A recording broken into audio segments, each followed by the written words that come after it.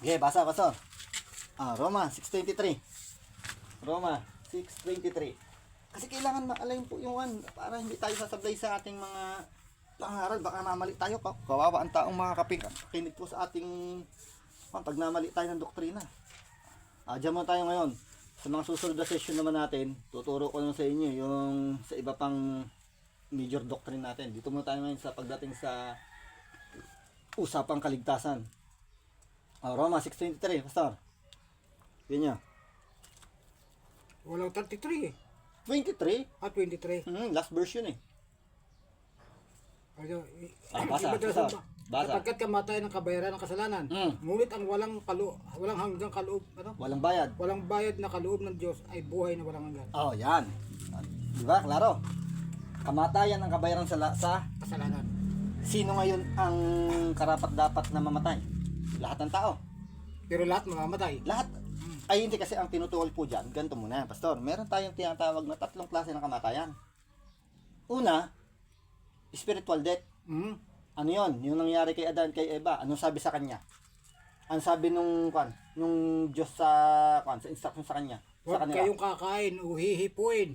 Dahil sa oras na mamamatay. Dahil mamamatay kayo. Anong ginawa nila? Kinain ba nila? Hindi po nila? Hindi po. Ano nangyari sa kanila? Namatay ba agad sila on the spot? Kasi yun ang paliwanag sa kanila ng ahas eh. Hindi, ganito nga. Anong nangyari sa kanila, Pastor, nung Ay, hindi. pagkakain? Na mana na natin. Hindi, ito nga, Hindi, Pastor. sige. Nung kinain nila yon, sa kanong hinipo, namatay ba sila agad nun? Hindi. Ibig sabihin, pwede sabihin nila na sinungaling ang Diyos. Kasi kinain ko, hinipo ko, pero hindi ako namatay. Di ba? Pero yung part na yun, pinaniwalaan nila sa Satanas. Hindi, ganito po yun, Pastor. Tagapakan nyo muna. Kasi ito po ang mahalagang ko natin para makuha natin talaga siya. Yung talagang matibay na ako natin. Nung oras na yon, nakinain po ni Adan at ni Eva yung prutas o nung hinipo. Bawal. Kasi ang pan po dyan, hindi naman yung pagkakakain eh. Kundi meron pong naging paglabag. Iyon ang kasalanan talaga dyan. Hindi naman talaga yung kinain na kundi yung paglabag nila sa instruction. Ngayon, So, ganito po yan. Dito utos. mo tayo. Kumbaga, labas muna natin yung sa paglabag niya. Dito tayo kasi sa Nung oras po na yon, na kinain po ni Adan at ni Eva yung prutas, hindi sila naghingalo at namatay nagkikisay. Ibig sabihin, hindi naman pala totoo na mamamatay. Pero may namatay sa kanila. Spirito. Spirit nila. Dahil doon sa kanilang paglabag na yon, yung relasyon, pag sinabi kasing spirit, pag sinabi kasing death, separation, na yung spirit, na yung magandang relasyon po nila sa Diyos, na separate na. Namatay sila Lumayo spiritual. na. Spiritual, namatay sila. Ngayon, ano yung second death? Nagkaroon ng kamatayang pisikal na dapat wala.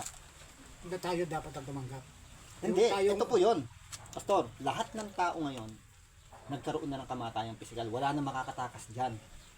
Kahit na gaano kayaman, kahit gaano kalakas ang isang tao, hindi po makakatakas sa kamatayang pisikal. Lahat tayo darating yan. Sabi sa Hebrew chapter 9:27, ang lahat, di ba? Nagkasala. Hindi po. Ang lahat ay itinakda ng Diyos na mamatay. Physical yon. Di ba? So, physical po yun. Ano yung third death? Ang third death ganito. Ito maiiwasan po yan natin. Stop. Yung kamatayang physical, hindi po maiiwasan ng tao yan. Kahit sinong tao, lahat Kahit sino. mamamatay. Yung third death na tinatawag, iyan naman po yung itatapon na sa impyerno. Sino yung mga itatapon na yan? Yung hindi sumunod. Yung hindi sumampalataya kay Kristo. Di ba? So, yan po yun. Itatapon po sa impyerno yun. Ngayon, dito po tayo, Pastor, no? Tingnan nyo ha. Kaya ang kaligtasan ay regalo lang po sa atin ng Diyos. Ganito. Pastor. Kung ang tao, kaya niya pang maligtas dahil siya ay naging mabait, dahil siya po ay naging masunurin sa lahat ng sinasabi ng Diyos, so tingin nyo kailangan pang bumaba ni Jesus dito? Malayong to ano yun? Hindi na. Kailangan na. Kung gano'n lang kasimple ang kaligtasan eh. Di ba? Hindi. Mahirap po yun. Hindi, ibig sabihin, yung kagaya na pinaliwanag nyo kanina, nagawa yung ganito, hindi na kailangan bumalik ni Kristo. Hindi na kailangan bumaba ni Kristo, hindi na siya kailangan magkatawan tao. Pero, alam niyo, Pastor, napakahirap po nun. Kasi walang tao may kakayahang sumunod sa lahat.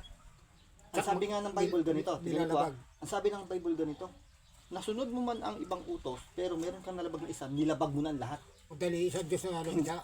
hindi pumatay, hindi nagnakaw, hindi nangalun niya. Ito nakasulat dito yun Oh, di ba? Abo nga, yun nga po, hindi nangalun niya. Yung mayaman, Kaya nga lamang, meron siyang may pagnanasa sa iba. kasalanan din. Kasalanan. Eh di nalabag niya po lahat. Ibig sabihin, wala pong kahit na sinong tao may kakayahang sumunod sa lahat ng utos. Dahil ang tao, likas po sa atin ng mahina at makasalanan tayo dahil nga po sa tinanggap nating kasalanan. Kasi- Minana po natin. Paso, pakinggan nyo na to. Dahil po sa minana nating kasalanan. Ngayon, ganito. Nakita po ng Diyos na ang tao, kahit anong effort ang gawin natin, yung mga ginagawa po ng Israelita, paghahandog, Lahat. lahat po ng yan, mga pagsusunog ng mga hayop, paghahandog nila niyan, nakita po ng Diyos na yan ay mga effort lang po. Hindi na nais yan. Hindi po, walang kanyan para ang tao ay kwan, kasi yearly po nilang ginagawa eh. Ngayon, ganito po ang ginawa ng Diyos. Dahil nakita po ng Diyos, hindi kaya ng taong iligtas ang sarili niya sa tiyak na kapahamakan sa impyerno. Kaya ang ginawa po ng Diyos, ito po yon. Siya mismo ang magkatawang tao at bumaba dito. Tama, sinabi ko dyan, ito ayaw maniwala eh. Hindi mo na, pasok. Sige. Siya mismo ang nagkatawang tao at bumaba dito. Ang tinatawag kasi ganito yan. Ang isang handog. Meron po tayong tinatawag na kaparaanan ng tao. Ang kaparaanan ng tao para maligtas, gagawa tayo ng lahat ng effort na kailangan natin, na akala natin ay magiging Kanais-nais sa Diyos. katanggap-tanggap sa Diyos para tayo ay mapatawad o maligtas. Kasi pag sinabi pong salvation, kapatawaran sa kasalanan. Ngayon, ang God's way ganito. Bumaba ang kanyang anak, nagkatawang tao, tinanggap ang lahat ng parusa na dapat sana isa atin. At ang lahat ng sasampalataya, di ba? Tinanggap lahat ng parusa, namatay siya, nabuhay siya para sa atin, at ang lahat ng sasampalataya ay maliligtas. So sapat na po ang pananampalataya natin sa biyaya ng Diyos. Yung pong biyaya na wala po tayong ginawang effort para tayo ay maligtas. Pero tinapos lahat ni Kristo at sapat na yon. Ngayon, ito po yung verse, Pastor. Basahin niyo po, Efeso, chapter 2. Diyan ko ipapakita sa inyo ngayon, Pastor. Para magkaroon po ng tibay yung natin, Pastor. Gusto niyo, Pastor. I-enroll ko na kayo kay Tatay Joel sa kanito. Chapter 2, verse 8 hanggang 10. Ayan. Wow. Yeah, Pastor, verse Sapagat 8. dahil sa kagandalog ng Diyos, kayo ay naligtas. Oh, sabi, stop mo na. Ayan o, Dahil daw saan? kagandalog, Pag sinabi kagandahan loob, biyaya. pag-ibig, Biyaya ng Diyos. O, kayo ay naligtas. naligtas. May sinabi ba dyan? Sapagkat dahil ikaw ay naging matulungin, ikaw ay Wala, naligtas. wala. Basta yun Sapagkat, hindi naman sinabi dyan, sapagkat ikaw ay nagsisimba linggo-linggo, ikaw ay naligtas. Sapagkat ikaw ay naghandog ng hayop, ikaw ay naligtas. Hindi sinabing gano'n, di ba? Ang sabi, sapagkat dahil daw saan? Kagandalog. Ayun. Next, diretso, basa. Sapagkat dahil sa... Ito'y kaloob ng Diyos at hindi mula sa inyong sarili. Saglit, putol yun. Sapagkat dahil sa kagandahang loob ng Diyos, kayo ay naligtas sa pamamagitan ng... Pananampalataya. Oo. Hindi sinabing sa pamamagitan ng mabuti mong gawa. Kundi sa pamamagitan ng pananampalataya. Ibig sabihin, Pastor, sapat na pala na tayo na ng palataya kay Jesus. Ha? Ito'y kaloob ng Diyos at hindi mula sa inyong sarili. Yun. Ang tama. Ito'y kaloob ng Diyos, bigay ng Diyos. Hindi mula sa inyong sarili. Ibig sabihin ganito po, Pastor. Sa Bible, may tinatawag po tayong dalawang good works. Ano yung dalawang good works niyan? Ito, una. Yung human effort. Ito yung sinasabing mula sa ating sarili na ginagawa natin, ang akala nating mabubuting bagay para patawarin tayo ng Diyos. Pero yan po ay hindi katanggap-tanggap sa Diyos. Yan po ay pagmamalaki sa Diyos. Diretso, Pastor. Kaya't walang maipagmamalaki ang sinuman. Yun, Pastor. Tignan nyo. Sabi sa Matthew. Main topic eh. Ganito dito. Sabi sa Matthew. Chapter 7. Marami ang tatawag sa akin ng Panginoon, Panginoon. Di ba? Pero sasabihin niya, hindi ko kayo kilala. Ayun. Ang sabi ng iba, anong ganito? Panginoon, sa pangalan mo, nagpalayas kami ng mga demonyo. Oo. Panginoon, sa pangalan mo, nagpagaling kami. Panginoon, sa pangalan mo, nangaral kami. Hindi ko kayo kilala. Anong pandon? Hindi kilala. Kasi alam niyo kung bakit? Nagyabang na sila sa harap ng Diyos. Akala nila, yun ang dahilan para sila ay makapasok sa kaharian ng Diyos. Yung ginagawa nila na yun. Sabi niya, hindi ko kayo kilala. Kundi ang mga tumutupad lamang sa kalooban ng Diyos. Diretso po yung basa dito. At ang kalooban po ng Diyos, yan tayo, sasampalataya. Tignan nyo. Kung ano tayo ngayon, Oh, ay gawa ng Diyos. verse 10 yan, di ba? Diretso. Kung ano tayo ngayon gawa ng Diyos, diretso.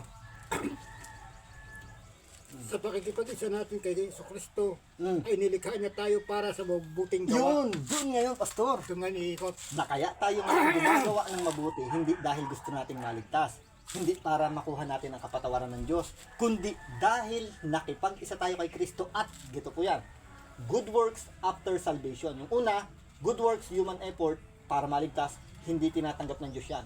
Pero yung sinasabi dito sa verse 10, na kung ano tayo ngayon ay kaloob ng Diyos sa atin yun, bigay ng Diyos sa atin, o gawa ng Diyos sa atin. At dahil sa pakikipag-isa natin kay Kristo, kayo o tayo ay nilikha para sa mabubuting gawa. Good works after salvation, na nung oras na tinanggap natin ang kaligtasan, bilang resulta naman ito, dahil ang tinanggap po natin ay yung biyaya ng Diyos.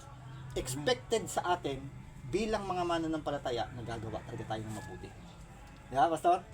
So, yun po yung, Pastor. Sapat na sa kaligtasan natin na tayo ay sumampalataya sa biyaya o sa kagandahang loob ng Diyos, na tinapos na ni Kristo lahat para sa atin, wala na po tayong gagantang. Ngayon, yung sa kaligtasan, yung sa mabubuting gawa naman, natural sa isang mananampalataya na dapat makitahan tayo ng mabuting gawa. Halimbawa, salamin. Di ba, Pastor? Tama yung sinabi ko sa kanila eh.